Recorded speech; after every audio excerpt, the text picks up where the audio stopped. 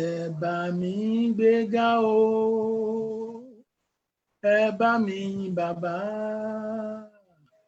oníṣẹ́ ìyanu ni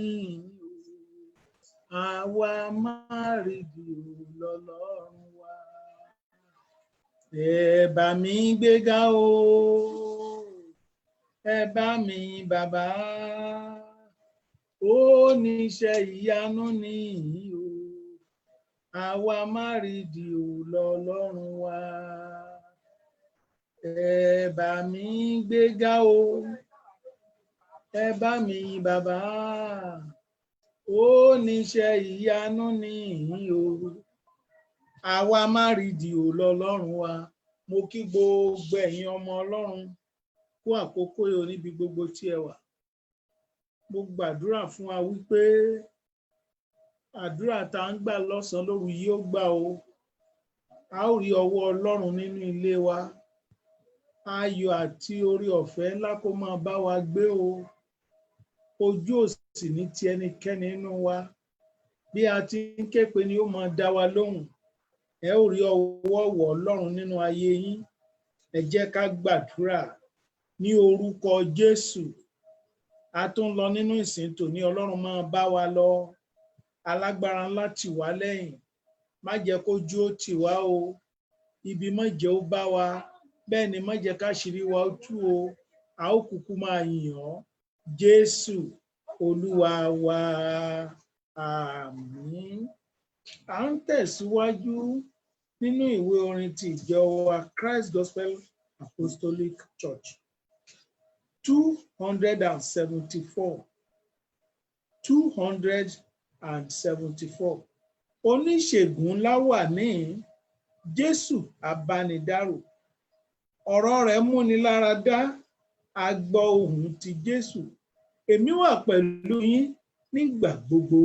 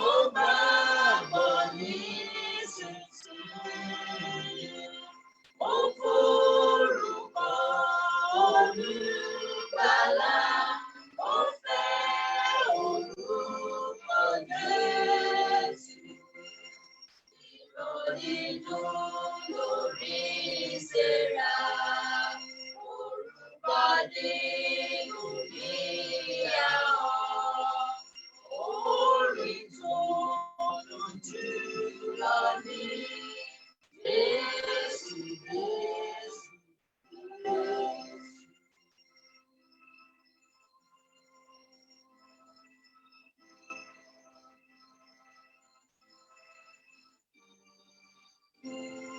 Orúkọ rẹ̀ lẹ̀rù mi lọ, ó sì orúkọ mìíràn.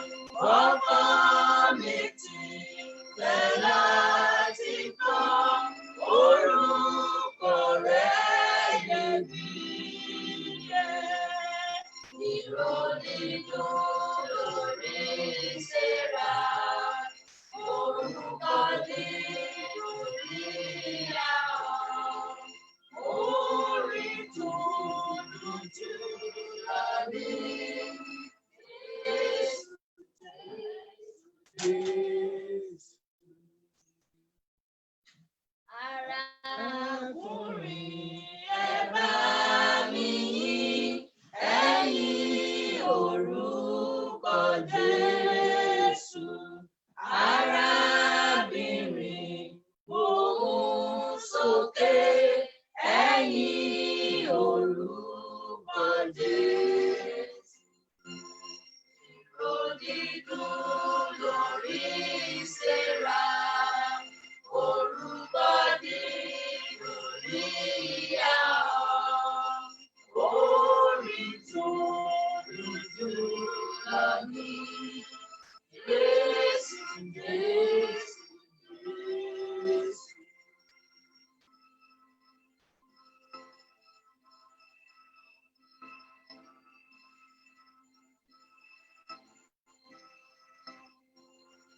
Ọmọdé àtàgbàlagbà ló fẹ́ orúkọ Jésù.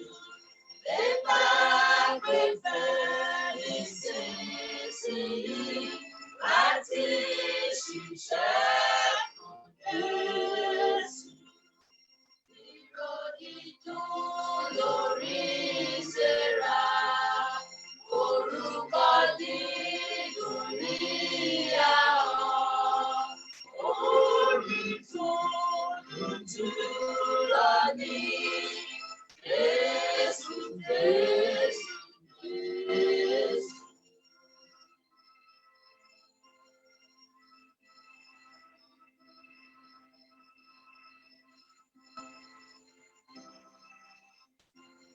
Nígbà tá a bá sì dé ọ̀run, tí a bá sì rí Jésù, a ó kọrin ìjẹ́ ìfẹ́ ká, orin orúkọ Jésù. Ìró dídùn lórí ìṣẹ́ra, orúkọ dídùn ní ahọ́n, orin tó dùn jùlọ ní Jésù, Jésù, Jésù.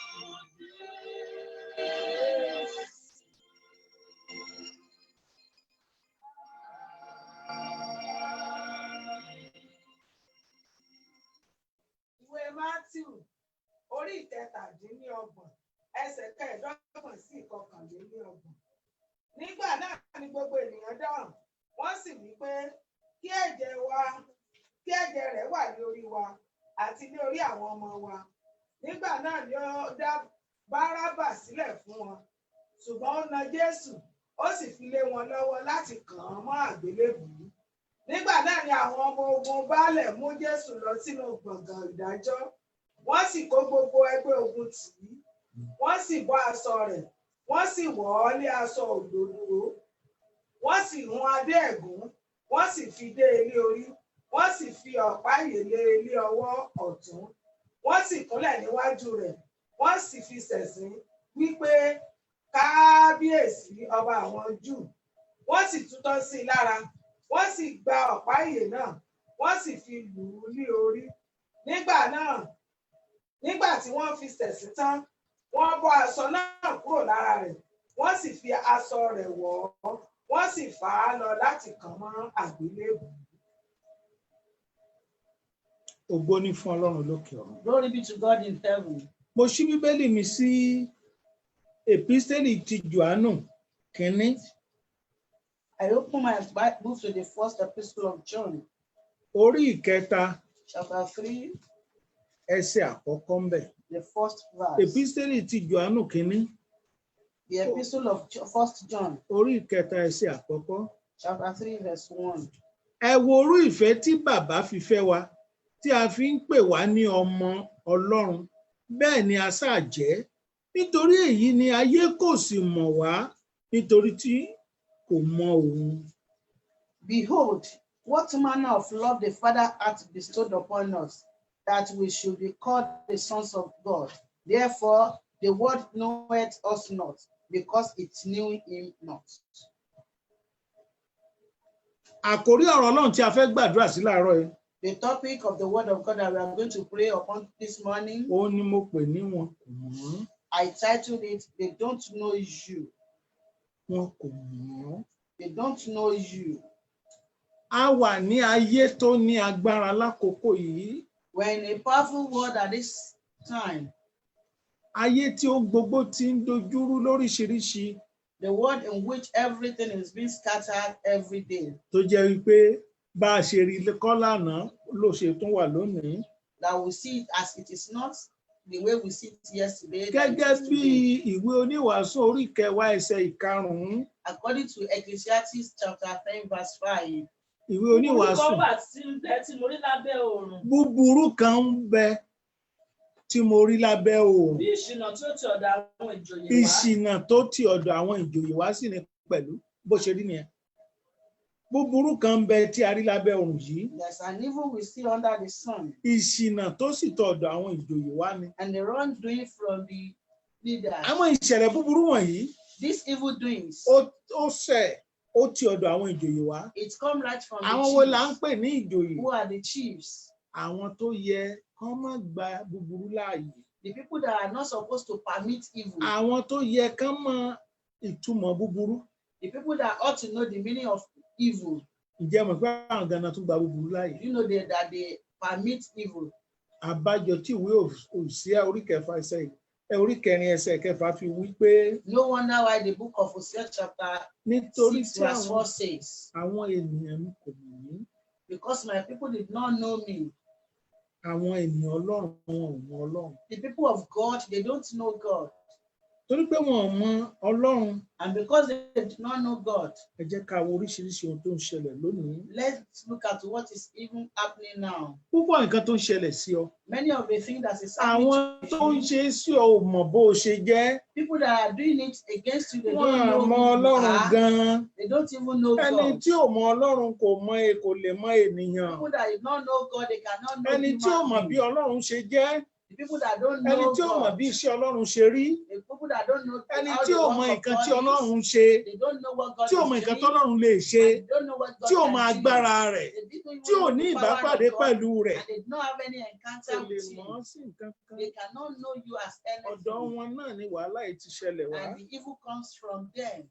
Mo gbàdúrà lónìí. I pray today Ọ̀rọ̀ yìí á yé wa. we will understand these words. A ó mọ̀ wípé And we will know that kì í ṣe pé kó o sọkún lọ́rọ̀ yìí kàn. it is not for you to be crying Ju or pé weeping, kó o understand ọ̀rọ̀ Ọlọ́run. but for you to understand Kí the ọ̀rọ̀ word of Ọlọ́run ó God. yé ọ. That you should Ẹni understand tó the ń word of sọkún God. fún. The person Tí you ò are mọ̀ pé ó ń sọkún. crying for, they don't know that you are Ẹni crying. tó ń jìyà torí rẹ̀. The people that you are Tí ò tiẹ̀ suffering dá because ọmọ kó ń of, jìyà torí they rẹ̀. don't even know you are suffering because of Á them. bẹ́tà kó o mọ́ It sọkún o. is better for you not to cry Àwọn again. tó ń fìyà jẹ ìwọ̀n ní People Ọlọ́run that o. are afflicting you, Wọ́n they mọ don't have God, Ọlọ́run they o. don't know Wọ́n God. bá Ọlọ́run pàdé rí They o. have no Ẹni encounter tí with God ẹni in tí ò their bá life. Ọlọ́run pàdé. The person that did not have encounter ẹni with tí ò ní God, ìbápàdé pẹ̀lú person Ọlọ́run, that did not have any encounter kí with lẹ God, fẹ́ kó ṣe? what do you want him or her to Yóò do? máa ṣe èyí tó They wù will ní, do what they like, torí pé ńgbà tí ò mọ̀, because when they don't know mo him, gbàdúrà fún ọ and I lónìí, pray for you ohun today, gbogbo tó ní tó há everything that you have that they are hanging lágbára Kristi.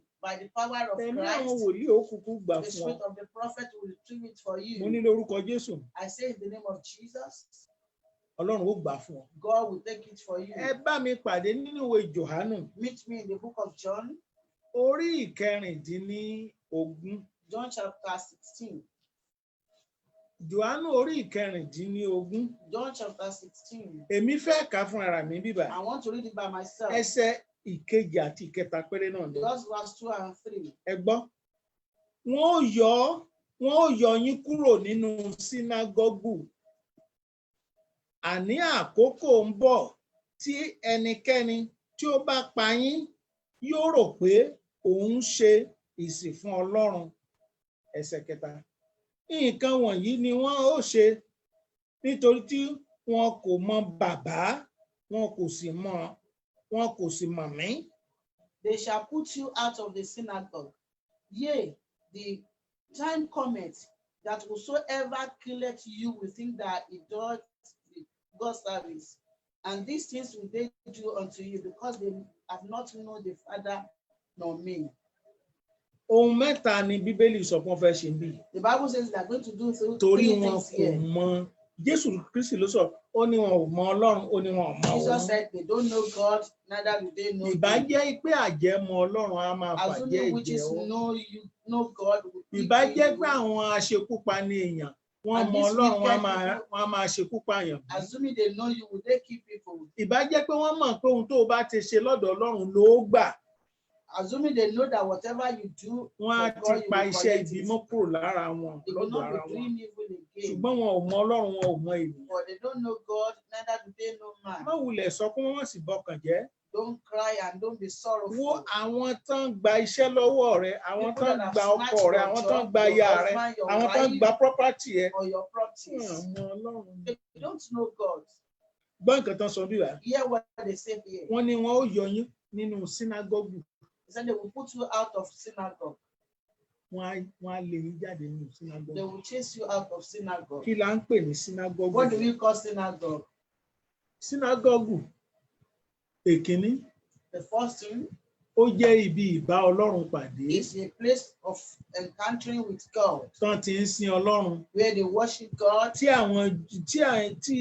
àwọn Júù ti ń sin Ọlọ́run gbà where yẹn. the Jews are worshiping God. Bí sínágọ́gù ṣe wáyé ni pé Synagogue came to life inú in this tẹ́ḿpìlì way. náà ti ń sin Ọlọ́run ní Jerusalem. They do worship God inside the temple in Ṣùgbọ́n ìgbà tí Jerusalem. wàhálà dé, But when problem tí comes, gbogbo wọn sá káàkiri, that everybody were running wọ́n wá up and kọ́ down, sínágọ́gù. and they built Ṣé ẹ another mọ̀ nínú synagogue. tẹ́ḿpìlì, Do you know in the ilé temple, púpọ̀ ló wà nínú there are a lot tẹ́ḿpìlì. of building there, Oríṣiríṣi yàrá ló there wà are a ńbẹ̀. lot of rooms there, Yàtọ̀ fún ibi tán ti ń sin Ọlọ́run apart from where they are worshiping tó God, pín sí mẹ́ta. that is divided into three. Ṣùgbọ́n tí a bá wá ń sọ̀rọ̀ nípa ti sínágọ́gù, But when we are talking about synagogue, sínágọ́gù a lè pè níbi ṣọ́ọ̀ṣì ayé òde òní we can call it nowadays church tó ní igun mẹ́rin that has four táwọn corners. èèyàn kàn ń pàdé ńbẹ̀, That people are just meeting tán ń there gbàdúrà and ńbẹ̀, they are praying there. àwọn èèyàn ń pàdé ńbẹ̀, People are meeting wọ́n máa ń there. ṣe mítìn ńbẹ̀, They do have àwọn èèyàn meeting máa ń there. pàdé ńbẹ̀, People meet there. wọ́n máa ń ṣèpàdé ńbẹ̀, They do have meeting àwọn èèyàn there. máa ń pàdé ńbẹ̀, People gather there. wọ́n máa ń ṣe oríṣiríṣi They do nǹkan a lot of fún things ìtẹ̀síwájú agbègbè for tán wà. development Bí of where sínágọ́gù they ṣe rí are. nìyẹn.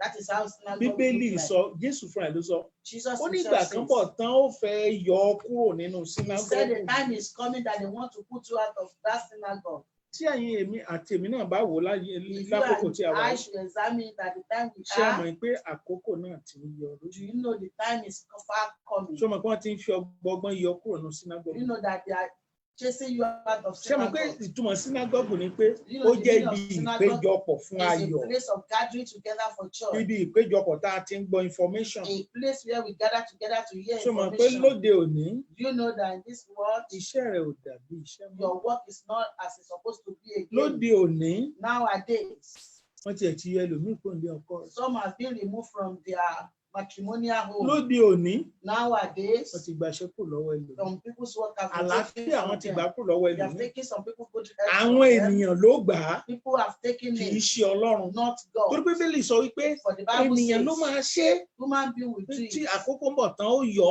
ọ́. It said time is coming that you ènìyàn ló yọ ọ́ níbi tó wà. human being has èèyàn ló ń changed fi you ìyà out of jọ where nílé you ọkọ are. rẹ. People ènìyàn are ló ń fi ìyà afflicting jọ you in ọmọ your rẹ tí ò fi kúrò matrimonial lójú home. kan. People are ènìyàn ló ń afflicting ṣètò your òfin children. oúnjẹ jẹ. It's people ènìyàn that ló ń are ṣètò feeling òfin that you rọ́kọfẹ́ have tó nothing òfin to ráàánú eat. gbà. You don't have ènìyàn a ló ń gba husband. ògo rẹ lọ́wọ́ You rẹ. are yet to receive o mercy. tún lọ ń sọ People are fún un. snatching your glory a máa from fi you. ọ́ ṣe yẹ̀yẹ́ And you ni. are crying for them to see you. They will èyí mock tó dé bá ọ ni you. wọ́n fẹ́ yọ ọ́ kúrò What come upon you, they want to take láàárín you out, ibi táwọn èèyàn ti ń láyọ̀. out of where people are having joy, láàárín ibi táwọn èèyàn tínú wọn ti ń dùn. out of where people are happy. ìwọ ló dúró You will stand. ló sọ pé rárá You o. will take your stand ohun and tó dẹ̀ jẹ́ say kán no. ṣe gbogbo eléyìí ni The pé reason why they are doing this wọ́n mọ Ọlọ́run. is because they don't know wọ́n mọ God. Jésù. They don't know ẹni Jesus. tí ò mọ Ọlọ́run tí ò mọ Jésù Whoever don't know God or tó wá Jesus fẹ́ yọ ọ́ kúrò bí that want ayọ̀ to chase you out tó of wá ń where sọkún your fún. joy is. Why are you àdúrà crying? ló gbà lé lórí. You only need to pray over it lónìí today, àdúrà rẹ̀ á sì gbà. and your prayer will be answered. point number 2 tó wà ń The bẹ̀. second point there, ó ní àkókò náà ti dé o. he said the time Bọ̀. has come tán á pa ọ́. that they will kill you, tán bá ti pa ọ́. and if they kill wọ́n á ní you, wọ́n ń jọ́sìn fún Ọlọ́run. they said they are worshiping God. ibẹ̀ ni jihad oríṣiríṣi ti bọ̀ lẹ́nu. That is the reason why there is jihad and every other thing today. ìyẹn part A.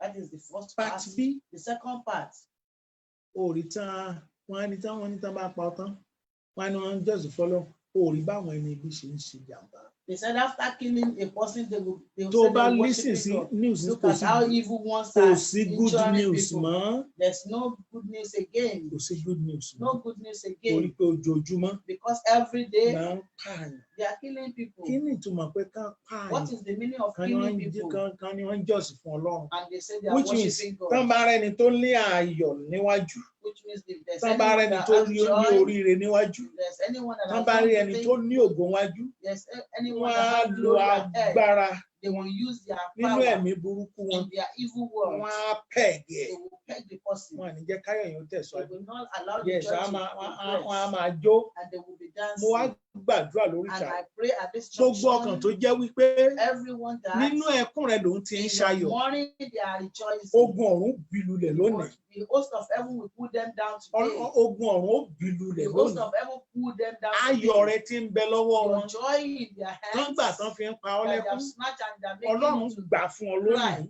God has will retrieve it pẹ̀lú from you ipá àti today agbára tọ́lọ́run fi jẹ with Ọlọ́run. the power by which He is God, called God. ó gbà fún ọ lónìí He nìyẹn will o. retrieve it for you today. ó gbà fún ọ lónìí He will nìyẹn. retrieve it for you today. tí èèyàn bá ṣubú sí ọ̀dọ̀ wọn. If you fall into their side, ohun gbogbo tí èèyàn ohun tó o ní everything you have, wọ́n fẹ́ gbà kan máa fi olú ẹ̀ ṣe ẹ̀yẹ lé they lórí. want to take it and they will be kí mocking you. lẹ rí sára lẹ́yìn. And what did you see to so ẹ̀yin náà ò person? rí báyìí. Don't you see mo wá him? gbàdúrà o I pray ní agbára Kristi. by the power of Christ, Ọlọ́run ó gbọ̀gbọ̀ ẹ̀ fún ọ lónìí. God will retrieve your glory back for you. Ìkẹta, The third one, wọn ò mọ Ọlọ́run o. they don't know God.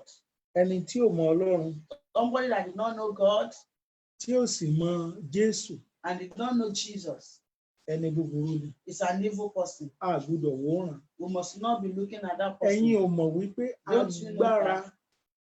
ó burú lọ́wọ́ aláìmọ̀kan.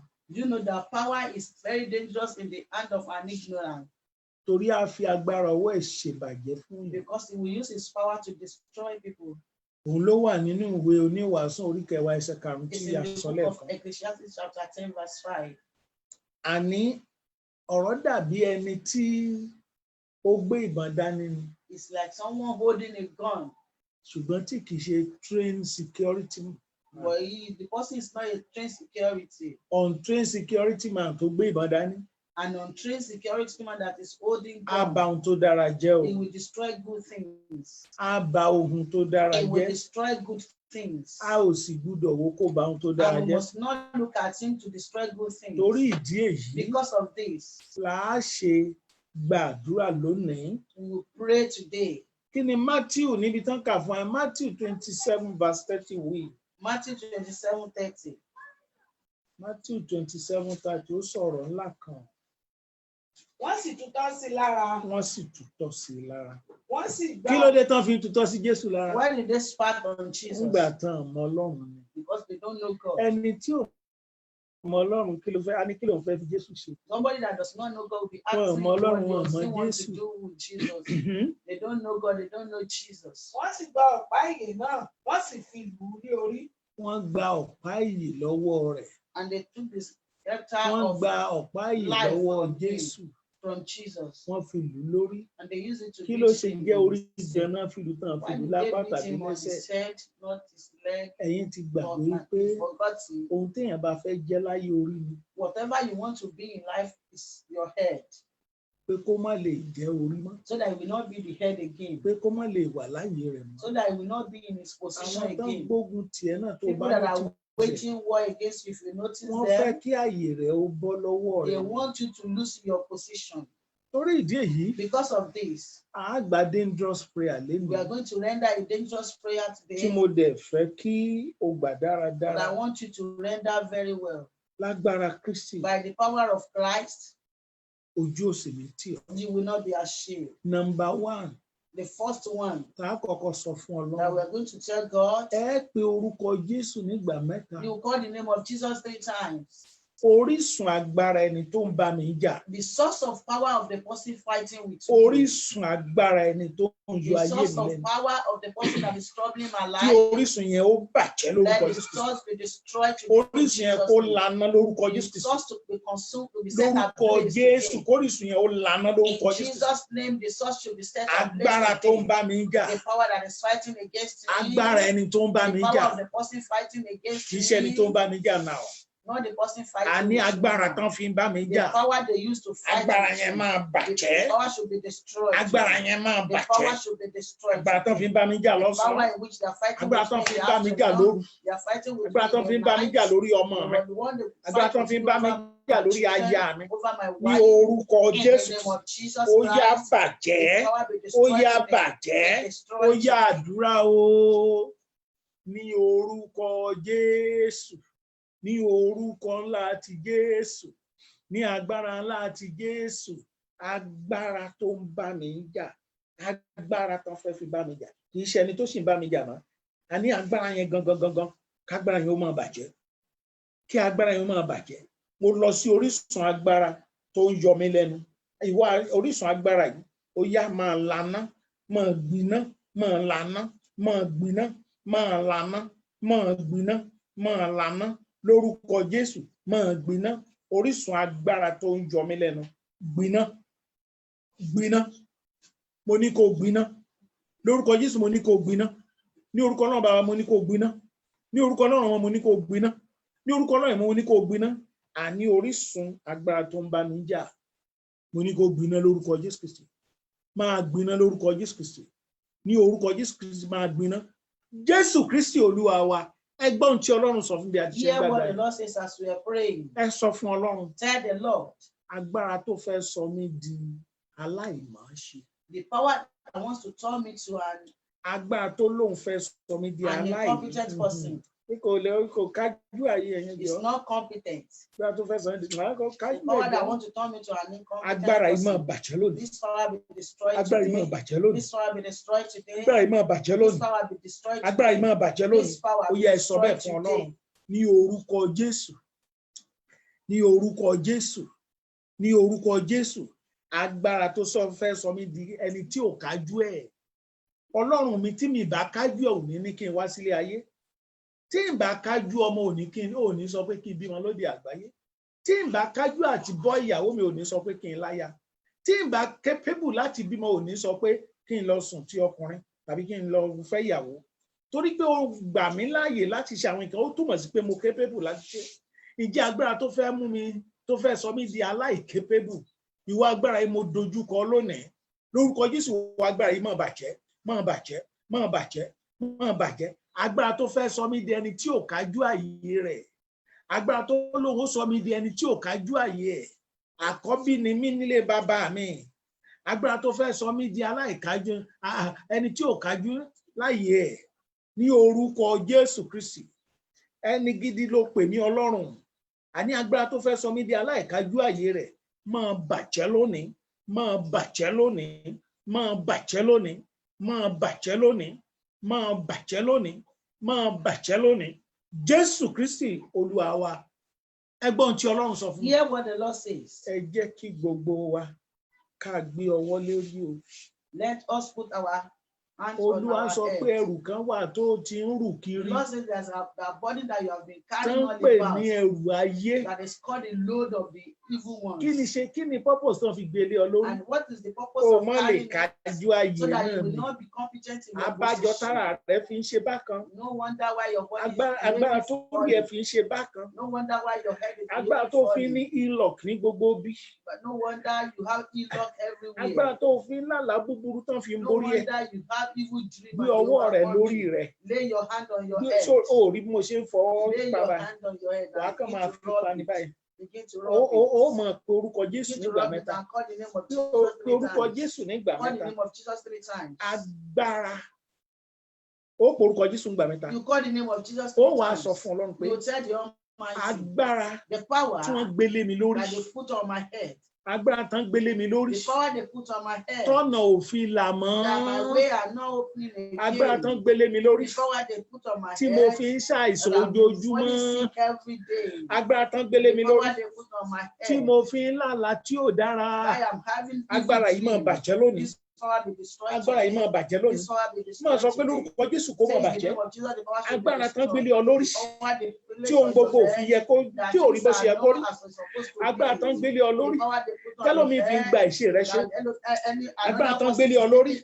your Tọ́nà rẹ fi position. dàrú. The power they put Ní on kágbára your náà head, ó your ways bàjẹ́. are scattered. Máa sọ tẹ́lẹ̀ Tell the ságbára náà. Lord that the power Pé should ní be orúkọ destroyed. Jésù. Confess to the Ní power to orúkọ be destroyed. Jésù. In the name Ìwà of agbára yìí máa Jesus. bàjẹ́. You this power be Ìwà agbára yìí máa destroyed. bàjẹ́. You this power be Ìwà agbára yìí máa destroyed. You bàjẹ́. this power be Lórúkọ destroyed. Jésù máa In the bàjẹ́. name of Jesus be Lórúkọ Jésù destroyed. máa In the bàjẹ́. name of Jesus be Lórúkọ Jésù destroyed. máa bàjẹ́. In the name of Jesus Lórúkọ be Jésù máa destroyed. bàjẹ́. In the name of Jesus Agbára be tán destroyed. gbélé mi lórí. The power they place on my Agbára tán head. gbélé mi lórí. The power they place on Lórúkọ my head. Jésù Kristi. In the name of Tí ò jẹ́ Jesus. kí nǹkan ó That rọgbọ did fún not mi. make things Agbára easy yìí máa for bàjẹ́. me. This power be Ó yá máa destroyed. bàjẹ́. Be Ó destroyed. yá máa bàjẹ́. Be destroyed. Lórúkọ Jésù máa Be bàjẹ́. destroyed. In the Jésù name of Jesus, Olúwa be wa. destroyed. Gbé ọwọ́ kúrò lórí. Remove your hand from your head. Tún gbọ́ ohun tí Ọlọ́run sọ fún mi. Hear what the Lord says again. Ẹ pe orúkọ Jésù nígbà mẹ́ta. You call the name of Jesus three Ẹni times. ní orúkọ You Jésù. say in the name of Jesus, Orísun the source agbára of the power tó ń jọ mí lẹ́nu. that is disturbing Máa me. bàjẹ́ lórúkọ Be Jésù. destroyed in the name of Jesus. Orísun agbára tó ń jọ mí The lẹ́nu. source of the power that is troubling me, Tí ò jẹ́ ọ̀rọ̀yún ni. that did not allow me to get pregnant, Agbára tí ò jẹ́ ọ̀rọ̀kọ fẹ́. the power that did not allow me to see a man to Agbára tí ò jẹ́ marry, kí n rí aláàánú. the power that did not allow me to see. Orísun a agbára yìí ni multiplier. mo lọ síbẹ̀ lẹ́nu. I go to the source of this power Lórúkọ today, Jésù máa bàjẹ́. in the name of Jesus. Be Orísun destroyed. agbára The source of this tó power mú ìyọnu bá yé that mi. has brought trouble into Ó yá my máa life, bàjẹ́. be destroyed in the name Máa of Jesus. bàjẹ́. Be destroyed Máa in the name of bàjẹ́. Jesus. Be destroyed Máa in the name of bàjẹ́. Jesus. Be destroyed in Lórúkọ the name of Jésù Jesus. bàjẹ́. In the name Ó of yá Jesus. Be àdúrà destroyed. ní orúkọ Jésù. Ní orúkọ Jésù. Ní orúkọ ńlá ti Jésù. Orísun agbára tó ń yọ mí lẹ́nu. Orísun agbára tó ń dà mí láàmú. Orísun agbára tí ń da àwọn ọmọ mi láàmú. Orísun agbára tí ń da ọkọ mi láàmú. Orísun agbára tí ń da iṣẹ́ mi láàmú. Orísun agbára tí ń da ilé mi láàmú. Ní orúkọ Jésù Kristi máa bàjẹ́. Ìwọ orísun yìí mo dojúkọ lónìí ó yá máa bàjẹ́. Lórúkọ Jésù máa bàjẹ́. Lórúkọ Jésù máa bàjẹ́. Ní orúkọ Jésù máa bàjẹ́. Orísun gbogbo tó ń so ìkorò fún mi ó yá máa bàjẹ́. Ní orúkọ Jésù Kristi ó yá máa bàjẹ́. Ní orúkọ Jésù Kristi ó yá máa bàjẹ́. Ní orúkọ Jésù Kristi ó yá máa bàjẹ́. Ní orúkọ Jésù Kristi ó yá máa bàjẹ́. Jésù Kristi Olúwa wa. Ẹ tún gbọ́ ohun tí Ọlọ́run sọ Hear fún what mi. the Lord says again. Ẹ pe orúkọ Jésù nígbà mẹ́ta. You call the name of Jesus three times. Pàkúté tí mo kó sí. The trap that I entered into, Tí good ways ní ti wá fi di bad ways. that my good ways have turned to bad ways. Pàkúté tí mo kó sí. The trap in which I entered, Tí ọ̀nà ayọ̀ mi ti wá di ọ̀nà búburú. way of joy has turned to evil. Ní orúkọ Jésù. In the name of Jesus, Bá mi ká pàkúté náà. Lord, remove the trap. Pàkúté náà ó yá máa kán. In the name of Jesus, Mo the forúkọ Jésù trap dá should be pàkúté destroyed. náà ní. And I use the name of lórúkọ Jesus Jésù to ìwọ destroy the pàkúté trap. máa bàjẹ́ Use this trap ní to orúkọ destroy. Jésù máa In the bàjẹ́ name of Jesus, be ní orúkọ destroyed. Jésù máa In the bàjẹ́ name of Jesus, be ní orúkọ destroyed. Jésù máa In the bàjẹ́ name of Jesus, be ní orúkọ destroyed. Jésù máa In the bàjẹ́ name of Jesus, ó be yá àdúrà destroyed. bẹ́ẹ̀ ní orúkọ Jésù ní orúkọ Jésù ní orúkọ ńlá ti Jésù pàkúté tí mo tẹsẹ̀ bọ̀ tó jẹ́ pé ọ̀nà ayọ̀ fi wá dọ̀nà ẹkún fún mi ìwọ pàkúté ó yá máa kán lórúkọ Jésù Kristi máa dá lórúkọ Jésù Kristi ìwọ pàkúté yìí máa bàjẹ́ ní orúkọ Jésù Kristi máa bàjẹ́ ní orúkọ Jésù Kristi máa bàjẹ́ ní orúkọ Jésù Kristi pàkúté yìí ó yá bàjẹ́ lórúkọ Jésù Kristi pàkúté yìí ó yá bàjẹ́ pàkúté tó mú mi lẹ́sẹ̀ tí mi fi lè sáré bí àwọn ẹgbẹ́ mi ṣe sáré mọ́ mo wí lórúkọ Jésù ìwọ pàkúté ó yá bàjẹ́ lónìí lórúkọ Jésù ìwọ pàkúté bàjẹ́ lónìí lórúkọ Jésù Kristi bàjẹ́ lónìí Jésù Olúwa wa Olúwa sọ fún mi wípé The Lord says, ẹ̀yin kan wà there are some people, yàrá àrùn náà dé náà you are being locked in a room of sickness. láti sọ àbẹ́jẹ́ pé oríṣiríṣi kò sí àlàáfíà mọ́. That is the reason why you don't have good health. Olúwa ní kí n sọ fún ọ kó o ṣe The délé Lord ìgbàdúrà asked me to tell you that you should pray this ní way. o orúkọ Jésù nígbà You mẹ́ta call the name of Jesus 3 nínú times. yàrá ìsàn tí mo wà In the room of disease that Jésù I gbé am. mi jáde Jesus, bring me out. Jésù gbé mi jáde Jesus, bring me nínú out. yàrá ìsàn tí mo wà In that room of sickness Jésù that gbé mi I am. jáde. Jesus, ó bring yá me àdúrà out. bẹ́ẹ̀ ní orúkọ Jésù ní orúkọ Jésù ní orúkọ Jésù nínú yàrá ìsàn tí mo wà nínú yàrá ìsàn táwọn ọmọ mi wà nínú yàrá ìsàn tí iṣẹ́ mi wà nínú yàrá ìsàn tí ilé mi wà Jésù gbé mi jáde kúrò nínú yàrá ìsàn Jésù gbé mi jáde Jésù gbé mi jáde Jésù gbé mi jáde kúrò nínú yàrá ìsàn Jésù gbé mi jáde lórúkọ Jésù Kristi lórúkọ Jésù Kristi lórúkọ Jésù Kristi lórúkọ Jésù Kristi lórúkọ Jésù Kristi lórúkọ Jésù Kristi lórúkọ Jésù Kristi Jésù gbé mi jáde kúrò nínú yàrá ìsàn tí mo wà Jésù gbé mi jáde kúrò nínú yàrá ìsàn tí mo wà nínú yàrá ìsàn tí mo wà ní orúkọ Jésù ó yá gbé mi jáde ó yá gbé mi jáde Jésù gbé mi jáde kúrò nínú yàrá ìsàn tí mo wà Jésù gbé mi jáde Jésù gbé mi jáde Jésù gbé mi jáde Jésù gbé mi jáde Jésù gbé mi jáde alágbàwí mi gbé mi jáde Ọlọ́run tí ń dáhùn àdúrà gbé mi jáde àní kúrò nínú yàrá ìsàn tí mo wà ní orúkọ Jésù Kristi nínú yàrá ìsàn tí mo wà Jésù gbé mi jáde nínú yàrá ìsàn tọmọ mi wà Jésù gbé mi jáde nínú yàrá ìsàn tọkọ mi wà Jésù gbé jáde nínú yàrá ìsàn tíṣẹ́ mi wà Jésù gbé jáde àní nínú yàrá ìsàn tí mo wà Jésù gbé mi jáde Olúwa gbé mi jáde Jésù Olúwa wa ẹ gbọ́ ohun tí Ọlọ́run sọ fún mi o Hear what the Lord says. Lórí àdúrà tá a gbà tán yìí Over the prayer we have just rendered. ẹ̀yin tí ẹ ní ìṣòro àìsàn You àgọ́ ara that you have problem of even disease from or common sickness in your headache body. Bó tilẹ̀ jẹ́ orí fífọ́, lásán dé gbogbo ilẹ̀ to every other places.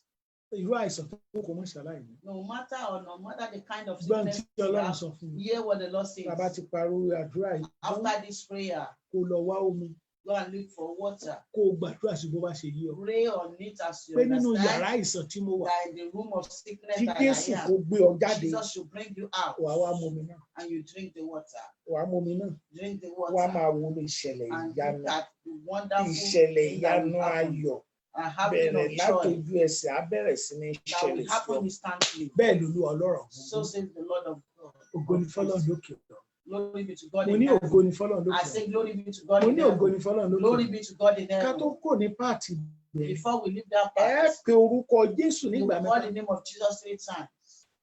wàhálà tí mi ṣe lójú ayé The problem that I did not encounter life alive, tí màá ṣe lójú oorun I will be working and working and working in my dream, tí ò sì bọ́ sí and I'm not seeing any results. pátápátá lónìí Completely today, wàhálà ojú oorun bàjẹ́ that struggling in my dream should be lórúkọ destroyed. Jésù wàhálà ojú oorun Jésù That bàjẹ́ struggling in the dream, Lord Jesus, destroy lórúkọ it. Jésù wàhálà In ojú the name oorun of Jesus, the struggling in my kó máa dream bàjẹ́ níṣẹ́ should be destroyed. gbogbo wàhálà tí mo ń ṣe All the struggling that ṣe I lójú do, oorun struggle in my wàhálà dream, ojú oorun gbọ́rọ̀ Ọlọ́run struggling o in my dream, hear the word ó of yá God. máa bàjẹ́ Be máa bàjẹ́ destroyed, be bàjẹ́ destroyed, máa be bàjẹ́ destroyed, máa be bàjẹ́ destroyed, máa be bàjẹ́ máa destroyed, bàjẹ́ máa be ó destroyed. yá àdúrà ní orúkọ Jésù ní orúkọ Jésù ní orúkọ Jésù wàhálà ojú oorun máa bàjẹ́ wàhálà ojú oorun máa bàjẹ́ wàhálà ojú oorun máa bàjẹ́ wàhálà ojú oorun máa bàjẹ́ a ó kúkú yìn ọ́ Jésù Kristi Olúwa wa àmín a wà á pe orúkọ Jésù We nígbà will now mẹ́ta call the name of Jesus 3 times. ìpinnu búburú lórí mi Evil plan over my life. Jésù cancel ẹ̀ lórí mi Jesus cancel it. ìpinnu Evil, tó burú evil determination over lórí my life. mi Over my Jésù life. cancel ẹ̀ Jesus cancel it. ó máa sọ fún Ọlọ́run You begin to ìpinnu tell búburú God lórí ọmọ mi that Jésù cancel ẹ̀ evil plan over me and my children. ìpinnu búburú lórí ọkọ mi Evil plan over my husband. Jésù cancel ẹ̀ Jesus cancel it. ìpinnu búburú lórí iṣẹ́ mi Evil plan over my Jésù work. cancel ẹ̀ Jesus cancel it. ìpinnu búburú Evil plan tí mo fi lè sọkún that I may mourn. Jésù cancel ẹ̀ o Jesus ó cancel yẹ it. sọdàdúrà bẹ́ẹ̀ ní orúkọ Jésù ní ibi gbogbo tí ìpinnu búburú ti wà fún mi àti ìdílé mi Jésù cancel ẹ̀ fún mi Jésù cancel ẹ̀ fún mi ìpinnu búburú lórí aya Jésù cancel ẹ̀ fún mi o ìpinnu búburú lórí ọkọ Jésù cancel ẹ̀ fún mi o ìpinnu búburú lórí ọmọ Jésù cancel ẹ̀ fún mi o ìpinnu búburú lórí rírí ṣe mi Ọlọ́run cancel ẹ̀ gbogbo ohun tí ó wà wájú mi tí ìpinnu búburú wà lórí rẹ̀ Jésù cancel ẹ̀ Jésù cancel ẹ̀ Jésù cancel ẹ̀ Jésù cancel ẹ̀ bàbá mi cancel ẹ̀ Ọlọ́run tí ń dáhùn àdúrà bá mi cancel ìpinnu búburú bá mi cancel ẹ̀ ayérayé nínú àwọn ọ̀run bá mi cancel ẹ̀ Ọlọ́run tí ń dáhùn àdúrà bá mi cancel ẹ̀ ìpinnu búburú Olúwa cancel ẹ̀ Olúwa cancel ẹ̀ Olúwa pààrẹ́ Ọlọ́run pààrẹ́ Ọlọ́run pààrẹ́ Ọlọ́run pààrẹ́ Ọlọ́run pààrẹ́ Jésù Olúwa wa a tún sọ fún Olódùmarè We tell the Almighty God. a kò kọ Jésù gbà mẹ́ta We ni call the name of a wà á Jesus sọ 3 times. pé ìpinnu búburú And we say evil plan tó máa ń ba ayọ̀ ẹni jẹ́ that destroy one's joy. Olúwa cancel ẹ̀ Lord cancel it. Ọlọ́run cancel ẹ̀ Lord cancel it. Ọlọ́run cancel ẹ̀ Lord cancel it. ó yá àdúrà o ní orúkọ Jésù ní orúkọ Jésù ní orúkọ ńlá ti Jésù ìpinnu búburú tí máa ń ba ayọ̀ jẹ́ Ọlọ́run bá wa cancel ẹ̀ o Olúwa bá wa cancel ẹ̀ o ẹ̀mí náà bá wa cancel ẹ̀ o Ọlọ́run tí ń dáhùn àdúrà bá wa cancel ẹ̀ o Ọlọ́run ọ̀rọ̀ àti ìyè bá wa cancel ẹ̀ o Ọlọ́run ẹ̀mí gbogbo èèyàn bá wa cancel ẹ̀ o bàbá mi tí ń bẹ lọ́run bá mi cancel ẹ̀ ìpinnu búburú Olúwa cancel ẹ̀ lórí mi Olúwa cancel ẹ̀ lórí ọmọ mi Olúwa cancel ẹ̀ lórí aya mi Olúwa cancel ẹ̀ lórí ìdílé mi Olúwa cancel ẹ̀ Olúwa ẹ jẹ́ á sọ fún Ọlọ́run dáadáa Jésù Kristi Olúwa wa ní ibi tí a kà lẹ́ẹ̀kan Where we read the other sign, wọ́n ní they said wọn ó sẹ́ǹdì wa kúrò ní they sínágọ́gù will send us out of the synagogue. mo dẹ̀ sọ fún wa wípé And I told you that sínágọ́gù synagogue ó jẹ́ ilé tí a ti ń sin Ọlọ́run is a place where we worship ìgbà God. tí èèyàn bá dùn èèyàn sin Ọlọ́run When you are happy, you will worship God. sínágọ́gù Synagogue ó jẹ́ ibi tí a ti ń pàdé ará ẹbí is a where we meet friends and relations. sínágọ́gù ó jẹ́ Synagogue ilé ayọ̀ fún àwọn ọmọ Júù is a house of joy for the Jews. ta ló wá fẹ́ bá ọ ní sínágọ́gù jẹ́ Who want to destroy ta ló wá your fẹ́ lé ọ synagogue? kúrò ní Who sínágọ́gù want to rẹ chase you out of ẹ the pariwo synagogue? sí You Olódùmarè will cry unto the ẹ pe Almighty. orúkọ Jésù You gbà will call mẹ́ta the name of Jesus pé 3 times. Ọlọ́run mi My o God, ẹnikẹ́ni tó pinnu anyone that determined, ẹnikẹ́ni tó pinnu anyone that láti lé determined mi kúrò to láwùjọ send àwọn me ènìyàn out of people's ní orúkọ Jésù kógun yẹn ó dàlé lórí ni gathering in the name of Jesus, the problem should be turned kógun yẹn ó back dàlé to you. lórí ni o The problem should turn ó yá back to you. àdúrà ní orúkọ Jésù ní orúkọ Jésù ní agbára ńlá ti Jésù Ọlọ́run tó pọ̀ ní ipá àti agbára Ọlọ́run ọ̀rọ̀ àti ìyè mo bẹ̀ ọ́ mo tútù ọbẹ̀ ní o Ọlọ́run alágbára gíga lóde ọ̀run ta lẹni náà ọmọdé ni tàbí àgbàlagbà tó lóun ó lé mi kúrò láwùjọ àwọn ènìyàn olóríire lórúkọ Jésù Kristi, ní orúkọ Jésù Kristi. Olúwa bá mi dójú tì ní, bá mi dójú tì ní o, bá mi dójú tì ní o, bá mi dójú tì ní o, bá mi dójú tì ní o, bá mi dójú tì ní o, bá mi dójú tì ní o. Ọlọ́run alààyè, bá mi dó, wọn ò gbúdọ̀ lé mi kúrò ní sínágọ́gù, wọn ò gbúdọ̀ lé mi kúrò ní sínágọ́gù o, wọn ò gbúdọ̀ lé mi kúrò láwùjọ àwọn olóríire ènìyàn. Má gbà wọ́n láàyè láti lé mi jáde kúrò láwùjọ àwọn olóríire ènìyàn. Mo bẹ̀ ọ́, mo tútù ọbẹ̀ ní o. Ọlọ́run ṣàánú mi, Ọlọ́run ṣàánú mi, Ọlọ́run ṣàánú mi, Ọlọ́run ṣàánú fún mi, Ọlọ́run ṣàánú fún mi, alágbára ńlá ṣàánú fún mi, ẹ̀mọ́ ṣàánú fún mi, ayérayé náà àwọn ọ̀run ṣàánú fún mi o. Wọn ò gbúdọ̀ lé mi kúrò. Ogun tán fi léèyàn kúrò láàrin àwùjọ olóríire ò gbúdọ̀ jà mí. Irú ogun bẹ́ẹ̀ ò gbúdọ̀ jà mí. Ogun bẹ́ẹ̀ ò gbúdọ̀ jà mí. Olúwa, ogun bẹ́ẹ̀ ò gbúdọ̀ jà mí. Jésù Kristi Olúwa wa. Ẹ tún gbọ́ àdúrà ńlá kan tí Hear the prayer Olúwa ní ká gbà. that the Lord says we should render. Ẹ pe orúkọ Jésù nígbà Call the mẹ́ta. name of Jesus 3 Olúwa, times. sọ Lord, ara rẹ di mímọ̀ make yourself known nínú ilé mi, in my home, nínú ayé mi, in my life, lórí àwọn ọmọ mi, over my lórí children, iṣẹ́ mi. over my work. Jésù, Jesus, Jésù, Jesus, ẹ sọ ara yín di mímọ̀. make yourself Ó yá known. àdúrà ní orúkọ Jésù, ní orúkọ Jésù, ní agbára ńlá ti Jésù. Ọlọ́run tó ní ayé àti ọ̀run, mo bẹ̀ ọ́ láàárọ̀ ní o. Sọ ara rẹ di mímọ̀ láyé mi, sọ ara rẹ di mímọ̀ láyé mi, sọ ara rẹ di mímọ̀ ní ayé mi, sọ ara rẹ di mímọ̀ ní ayé mi. Ojú má jẹ́ ó tì mí Ọlọ́run, sọ ara rẹ di mímọ̀ ní ayé mi. Ibi má jẹ́ ó bá mi o, sọ ara rẹ di mímọ̀ ní ayé mi. Ọlọ́run ọ̀rọ̀ àti ìyè, mo bẹ̀ ọ́, mo tútù ọbẹ̀. Olúwa, sọ ara rẹ di mímọ̀. Mo bá sọ ara rẹ di mímọ̀. Ayérayé, sọ ara rẹ di mímọ̀. Ẹ̀mọ́, sọ ara rẹ di mímọ̀. Mo bẹ̀ ọ́, mo tútù ọbẹ̀. Olúwa, sọ ara rẹ di mímọ̀. Olúwa, sọ ara rẹ di mímọ̀. Olúwa, sọ ara rẹ di mímọ̀. Olúwa, sọ ara rẹ di mímọ̀. Bàbá mi, sọ ara rẹ di mímọ̀. Jésù Kristi Olúwa wa. Àmín. Ẹ wá sọ fún Olódùmarè pé torí pé mo fẹ́ bímọ. You tell the Almighty, because I want to have children, Mi ò gbúdọ̀ ṣe lòdì sí ọ. I must not do contrary to Torí you. pé mo fẹ́ lówó. Because I want to get Mi ò have gbúdọ̀ ṣe money, lòdì sí ọ. I must not Torí do pé mo fẹ́ contrary to gba you. ìtẹ̀síwájú. Because I Bó want ṣe to máa sọ lóríṣiríṣi progress. nìyẹn. Torí pé mo ń fẹ́ nǹkan báyìí báyìí. Because I Mi ò want gbúdọ̀ this ṣe and lòdì this, sí ọ. I must not do Torí mo ń fẹ́ contrary nǹkan to báyìí you. báyìí. Because Mi I ò want ó this yá and that, àdúrà I must not do contrary ní to you. orúkọ Jésù, ní orúkọ Jésù, ní orúkọ Jésù. Torí pé mo fẹ́ lówó, mi ò gbúdọ̀ ṣe lòdì sí ọwọ́ Ọlọ́run. Torí pé mo fẹ́ bímọ, mo fẹ́ di ńlá. Torí mo fẹ́ kó ràn mí lọ́wọ́ lórúkọ Jésù Kristi. Má jẹ́ ń ṣe lòdì sí ọ, má jẹ́ ń ṣe lòdì sí ọ, má jẹ́ ń ṣe lòdì sí ọ, má jẹ́ ń ṣe lòdì sí ọ, má jẹ́ ń ṣe lòdì sí ọ, má jẹ́ ń ṣe lòdì sí ọ, má jẹ́ ń ṣe lòdì sí ọ, má jẹ́ ń ṣe lòdì sí ọ, má jẹ́ ń ṣe lòdì sí ọ, má jẹ́ ń ṣe lòdì sí ọ. Ọlọ́run mi, má jẹ́ ń ṣe lòdì sí ọ. Ayérayé, má jẹ́ ń ṣe lòdì sí ọ. Ọlọ́run, má fi mí sílẹ̀. Ọlọ́run bàbá, má fi mí sílẹ̀. Ọlọ́run ọmọ, má fi mí sílẹ̀. Ọlọ́run ẹ̀mí, má fi mí sílẹ̀ o. Jésù Kristi ọmọ Ọlọ́run, má fi mí sílẹ̀ o. N ó kúkú yìn ọ́. Jésù Kristi Olúwa wa. Ní orúkọ Jésù, ní orúkọ Jésù, ní orúkọ Jésù, àdúrà yín kó gbà. Kẹ́ ẹ rọ́wọ́ Ọlọ́run, kójú ó má tì yín. Àti nípa ò ní tì yín pa. Àti ní ṣìṣe kò ní tì yín ṣìṣe. Ẹ gbọ́ ohun tí Ọlọ́run sọ fún mi. Mo wí lórúkọ Jésù, ẹ̀yin tẹ́ ń jà ìjàkadì lọ́wọ́lọ́wọ́ báyìí, ẹ borí ogun ayé, ẹ borí ogun èèyàn. Ogun tẹ́ ń bá jà ìjàkadì lọ, ẹ̀yin lẹ borí ẹ̀. Ọlọ́run bàbá mú yín borí ẹ̀.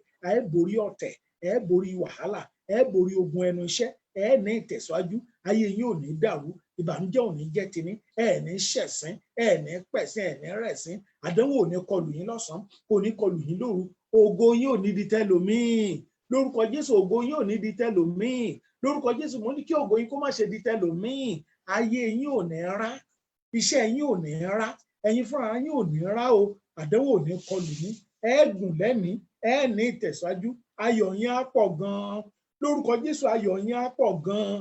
Lórúkọ Jésù, mo ní ká ayọ̀ yín ó pọ̀ gan-an. Lórúkọ Jésù, kí ojú kó má ṣe tì yín. Mo ní kí ojú kó má ṣe tì yín. Lórúkọ Jésù, ojú ò ní tì yín. A ó yìn bàbá, ògo ni fọ́lọ́run lókè ọ̀run. Gbogbo ẹ̀yin tẹ́ ran iṣẹ́ yìí lọ́wọ́, tá a fi ń gbóhùn wa bí a ṣe ń gbọ́ yìí. Lórúkọ Jésù, ẹ máa ní sí o. Ọlọ́run fún ara rẹ̀ á túbọ̀ máa ṣí ọ̀nà fún yín. ọkàn yín á balẹ̀, ẹ ò ní ìtẹ̀síwájú gan, ìbànújẹ́ ò ní jẹ́ tiyín, ebi ò ní pa yín, ogun ò sì ní mú yín, àdánwò ò ní kọlù yín o. Mo wí lórúkọ Jésù Kristi, ọ̀nà àlàáfíà, ọ̀nà ìtẹ̀síwájú, ọ̀nà ìgbéga, ọ̀nà ìṣoríire kò máa là fún yín o. Lórúkọ Jésù, kọ́nà ayọ̀ ó là fún yín o, kọ́kàn yín ó balẹ̀, kójú ó má tì yín. Mo wí lórúkọ Jésù Kristi, ní ti ìdámẹ́wàá mo gbàdúrà wípé ìdámẹ́sàn tó kù ẹ ní fi wú àìsàn, àìsàn ò ní ṣe yín, lágbára Kristi àṣírí yín ò ní tú, ìbànújẹ́ ò ní jẹ́ tiyín, ẹ tẹ̀síwájú, ẹ ní ìtẹ̀síwájú lọ́nà gbogbo. Ọlọ́run á jà fún yín lórí iṣẹ́ yín lọ́nà gbogbo. Ọlọ́run á jà fún yín lórí iṣẹ́ yín lọ́nà gbogbo. Kí Ọlọ́run kó máa jà fún yín lórí iṣẹ́ yín, kójú ó má ṣe tì yín. Agbénipa ò ní gbé yín pa o. Lórúkọ Jésù, agbénipa ò ní gbé yín pa o. Gbogbo ẹ̀yin tí ẹ ń ṣe pé tẹ wà lójú àwọn òdì tẹlifóònù gbogbo ẹ̀ ni mo wí lórúkọ Jésù, táwọn èèyàn fi lè máa gbọ́ wa, ẹ ṣàṣeyọrí lórúkọ Jésù, ẹ ó ṣàṣeyọrí, ẹ lágbára Kristi, ọ̀nà ò ní dí mọ́ yín, ibi tẹ́ ẹ fẹ́ dé láyé yín torí pé ẹ ń ṣèyí fún Kristi, ẹ débẹ̀ nínú ìrọ̀rùn, ẹ rà á láàánú, ẹ rà àwọn tí ó dìde tó ṣàtìlẹ́yìn fún yín, ẹ ò ní jábọ́. Gbogbo ẹ̀yin mọ́mì pátápátá ẹ ní sọmọnù o. Lákòókò yín àìsàn tó káàkiri àgbáyé, ẹ ò ní sọmọnù, ẹ ò ní sọkọnù, ẹ ò ní sọ ẹbí nù, ẹ ní sọ ará nù. Lórúkọ Jésù, ẹ̀yin náà ò ní bọ́ sọnù. Gbogbo ẹ̀yin dádì, mo wí lórúkọ Jésù, ọkàn yín á balẹ̀, ọ̀nà á là fún yín, ọ̀nà á là fún yín, ebi ò ní pa yín, ara ò ní ní yín, ìbànújẹ́ ò ní jẹ́ tiyín. Ògo Ọlọ́run kó dájú ní ayé yín ní gbogbo ọ̀nà, ẹ máa ní tẹ̀síwájú ní gbogbo ọ̀nà, ẹ ó máa ní tẹ̀síwájú. Àṣírí Sátánì ó máa tú ṣáá ni o. Lórúkọ Jésù, àṣírí Sátánì a máa tú lọ́sàn-án, a máa tú lóru. Ẹ ò ní wọnú ìgbèkùn, ẹ ò ní dẹni èso, wọn ò ní mú yín so. Ògo Ọlọ́run kó dájú ní ayé yín. Gbogbo ẹ̀yin kan Ọlọ́run pátápátá lọ́kùnrin àti lóbìnrin, ẹ máa ń ṣe. Ọlọ́run ló ń bá ní ṣe, Ọlọ́run kó bá wa ṣe, Ọlọ́run kó bá wa ṣe, Ọlọ́run kó mú wa tẹ̀síwájú, Ọlọ́run kó fún wa ní agbára àgbàṣe àdúrà, ẹ ní ìfọ̀kànbalẹ̀, ojú ò ní tì yín, lágbára Kristi ẹ ní tú ìdè wọnú ìdè. Ògo Ọlọ́run á wà pẹ̀lú yín. Ògo ni fọ́lọ́run lókè ọ̀run. Gbogbo ẹ̀yin tẹ́ fẹ́ rìnrìn àjò tẹ́rù wá ń bà, ẹ lọ re lórúkọ Jésù. Mo ní kẹ́ ẹ lọ re, lágbára Kristi ẹ lọ re, ẹ mú ògo dọ̀hún, ẹ bá ògo dọ̀hún, ẹ mú ògo padà lórúkọ Jésù Kristi. Ẹ ní kú sọ́nà, ojú ò ní tì yín. Ẹ̀yin kan wà tó jẹ́ pé ẹ ń ṣiṣẹ́ lọ́wọ́, ẹ̀rù gan bà yín, ẹ mọ ibi tó máa já sí.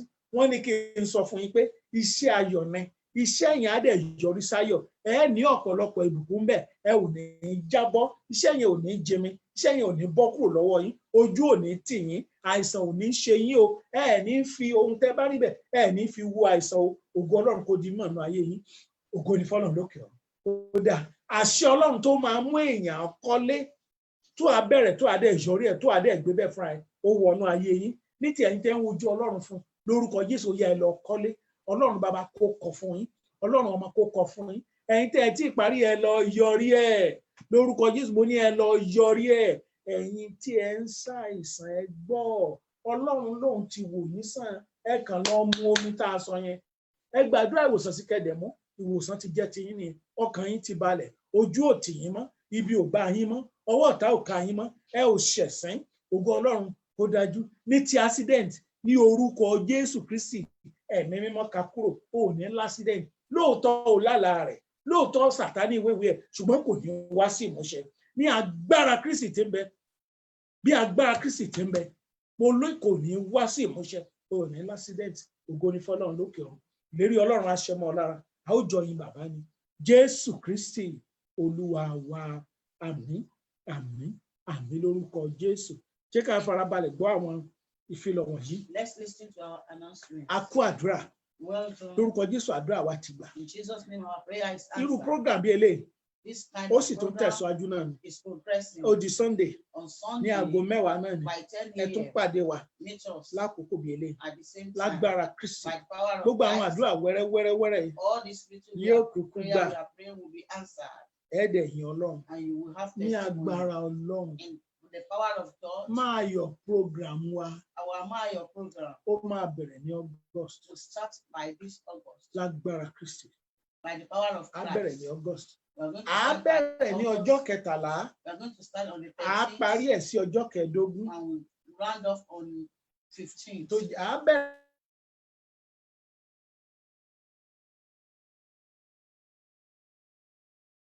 bẹ̀rẹ̀ ní Thursday, à á parí ẹ̀ sí We'll Saturday start by so everyone that Sunday. goes to our church on Sunday. Àkókò tí a máa bára pàdé ní online It's a time we'll be meeting ourselves ní online. agbára Ọlọ́run tó wá máa fi di ọjọ́ mẹ́jọ. By the grace of God, by next week, À á sọ fún wa, He will tell us. àdúrà wa yóò gbà, Our prayer will be answered. ògo Ọlọ́run yóò sì di And mímọ̀ the ní glory ayé of wa. God will be known in our Ẹ life. má jẹ́ ká gbàgbé pé special program ní program August.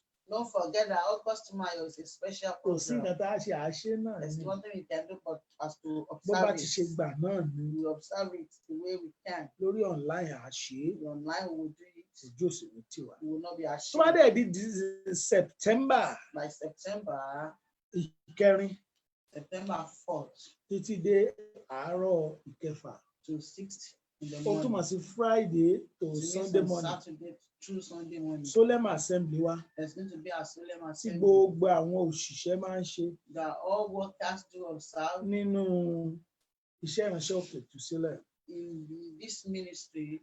A máa bẹ̀rẹ̀, Is going to a máa start. ṣí lọ́dún September tá a ṣe yẹn náà là á ṣe We will do it the normal A September bẹ̀rẹ̀ we normally have ní it. ọjọ́ kẹrin oṣù kẹsàn-án dédé sí ọjọ́ kẹfà. We are going to start on 4th September to 6th September. Ojú òní tí wàá We wò. will not be ashamed. Ní ti aṣọ ìwé Concerning our children àti anniversary, their clothes, branch wa kọ̀ọ̀kan ti mọ̀ ń pa rẹ̀. each of our branch will know Kí everything olúkúlùkù about kó pe it. pásítọ̀.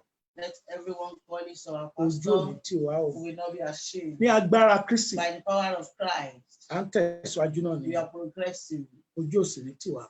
We will not be ashamed. Ògo ni fọ́lọ́run lókè Glory ọ̀run. be to God in heaven. Mo ní ògo ni fọ́lọ́run lókè Glory ọ̀run. be to God in heaven. Mo ní ògo ni fọ́lọ́run I lókè say ọ̀run. glory be to God in À ń mú ohun heaven. gbogbo wá sí ìdánu We dé are rounding up everything nípa kíkọ orin by singing láti inú ìwé CGAC from our Christ Gospel Apostolic Church hymn 63. in book in 63. 63.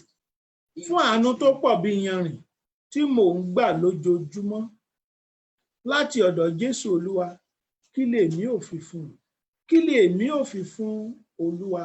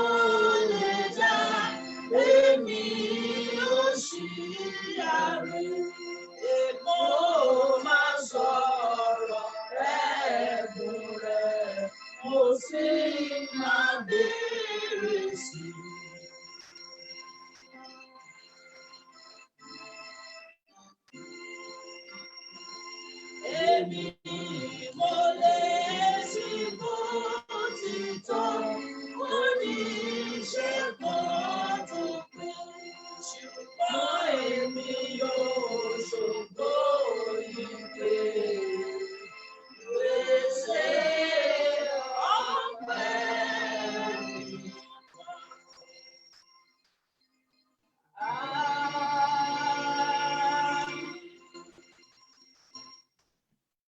oore ọ̀fẹ́ Jésù Kristi wà wá kí ó pa wá láyà àti ọkàn mọ́ kó mú wa pé nínú Kristi láé àti láéláé. Àmín, àmín, àmín lórúkọ Jésù. Hallelujah, hallelujah, hallelujah. Ẹ̀yin bàbá lógo.